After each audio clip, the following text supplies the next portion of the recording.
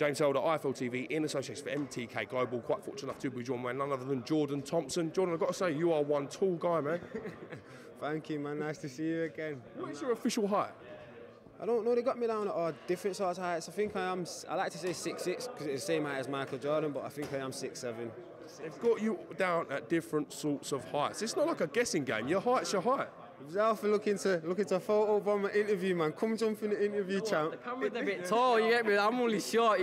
But yeah, always 6'1". You're man on the map and all that, but I'm going it.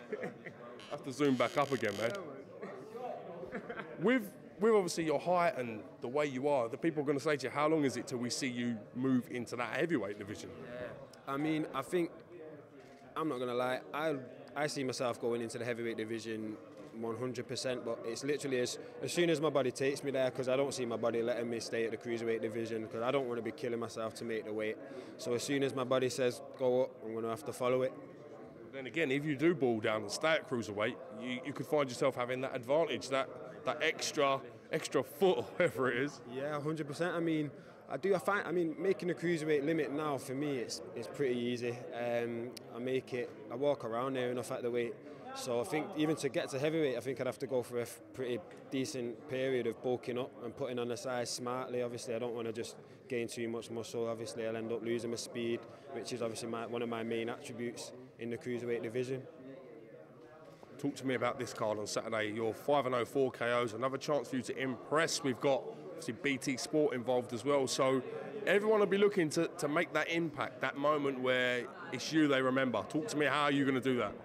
I've had one of the best camps I've had so far. I mean, mentally, physically, spiritually, I feel in the best place that I've been in a long time.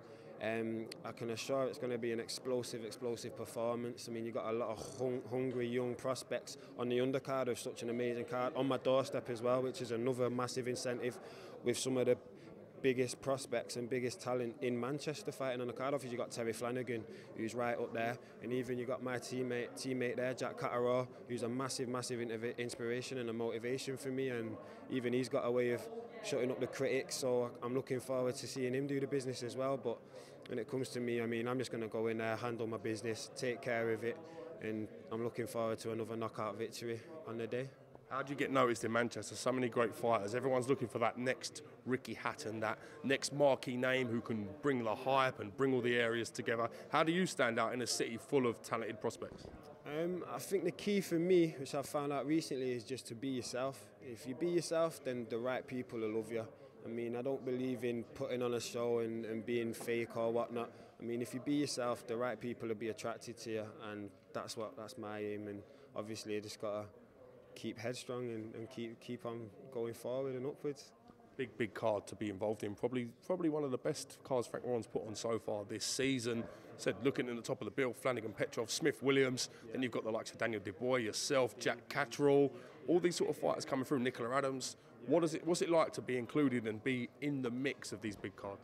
It's a massive opportunity. I mean, second to none. I mean, some of the names involved, like some people could say, like you get a bit starstruck, but for me, it's just a massive motivation to put on a big show and be seen. Obviously, you don't want to get subdued by all the big names and whatnot and go under the lights and whatnot. But I think that's safe to say that I'm definitely going to rise to the occasion come Saturday night. I've always been one to play up to the cameras, so I'm looking forward to it, man, definitely. Have you got aspirations to get yourself some sort of area title or central title? Is there a mix? Is there anything sort of in the mix that you can tell IFL TV about? There's nothing that I know to my knowledge. I mean, there's talks of me getting some sort of title this year. That is the aim. But obviously getting to the 10-0, that's the first and foremost. But obviously there's some names out there which prospects in the cruiserweight division, as it's wide open at the minute. A lot of young and hungry cruiserweights out there, but I'm looking to get into the mix with some of them. Hopefully, if not towards the end of this year, 100% at the start of next year, without a shadow of a doubt, whether they like it or not, or I like it or not. But nah, I'm up for it, and I can't wait. Look forward to a great contest on Saturday. Thank you for talking to IFL TV, and we will catch you at the weigh-in on Friday. Jordan Thompson, thank you. Cheers, James, man. Thank you. Appreciate it.